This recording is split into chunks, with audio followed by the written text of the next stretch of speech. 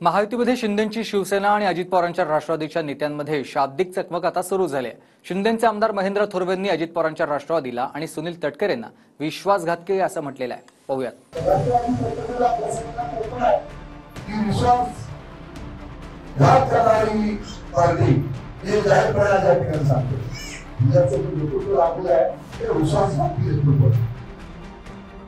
नाही, मला काही फरक पडत नाही। ते काय माझ्या लोकसभा मतदारसंघातील नाही, हे दखल घेण्याचे पात्रतेचे नाही आहे।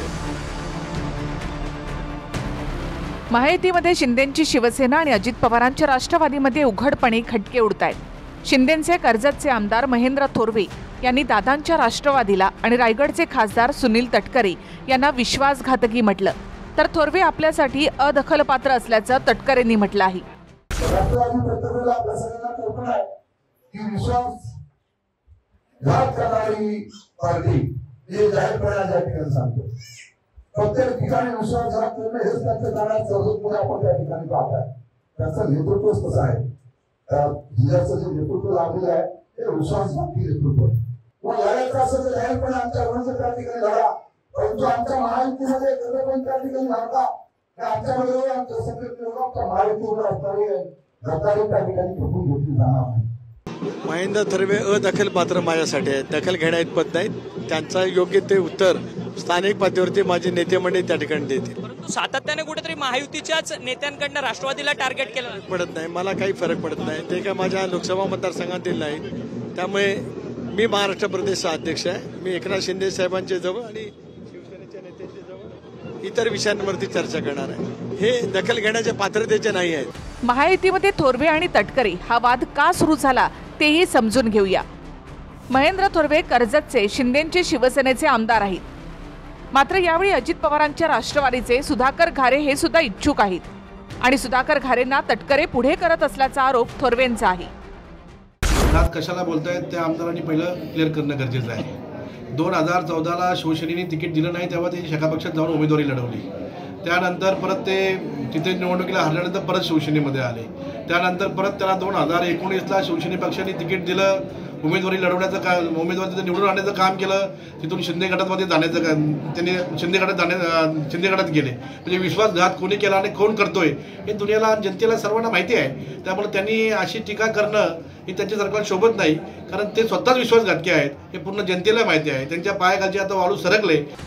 कर्जतच्या विधानसभेच्या जागेवरून शिंदे आणि अजित पवारांचे नेते आमने सामने आले, तर इकडे पुण्यातले भाजपचे नेते जगदीश मुळीक आणि अजित पवारांच्या राष्ट्रवादीचे प्रवक्ते मिटकरी यांच्यामध्ये जुंपली।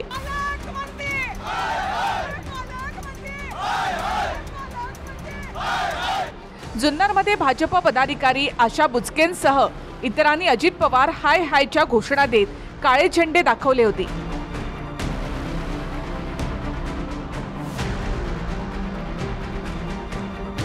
त्यानंतर मिटकरींनी फडणवीसांकडेच खुलासा करण्याची मागणी केली, त्यावरून मुळीक यांनी मिटकरींची लायकी काढली। ए मिटकरी, तुझी पात्रता आहे का माननीय देवेंद्रजींना खुलासा मागण्याची? शेवटी तू बाजारू विचार जनतच, तुझी पात्रता तेवढ्याच डबक्यात राहणार, असं ट्विट त्यांनी केलं। अमोल मिटकरींनी आपली उंची पाहावी आणि मग पुढचं पाऊल उचलावं। महायुतीचा धर्म आपण पाळत नाही आहोत, महायुतीचा धर्म आपण पाळायला पाहिजे।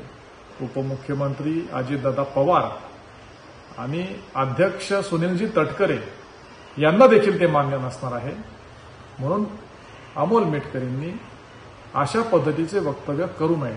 काळे झेंडे का दाखवले आशा बुचकेंनी, तर ते याचं कारण असं होतं का देवेंद्रजींचा फोटो नाही या कारणास्तव।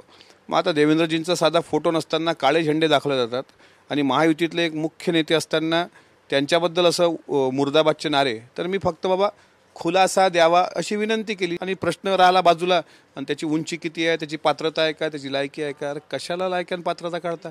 आम्ही जर बोललो तर परत मिठाचे खडे टाकले असं म्हणणार। त्याच्यामुळे अजितदादांबद्दल जर कोणीही अशा प्रकारचं निवेदन किंवा निदर्शन करत असेल तर त्याला प्रश्न विचारला तर पोटात दुखण्याची काय गरज नाही असं मला वाटतं। पर्यटन विभागाच्या बैठकीमध्ये अजित पवारांच्या फक्त त्यांचे आमदार अतुल बेनकेंना बोलावून शिंदे आणि भाजपच्या पदाधिकाऱ्यांना अंधारात ठेवल्याचा आरोप भाजपच्या पदाधिकाऱ्यांचा आहे। त्यातूनच आशा बुचकेंनी अजित पवारांच्या विरोधामध्ये घोषणा देत काळे झेंडे दाखवले। म्हणजे स्थानिक वादातून महायुतीमधले खटके उघड होत आहेत. Bureau report, TV9 Marathi.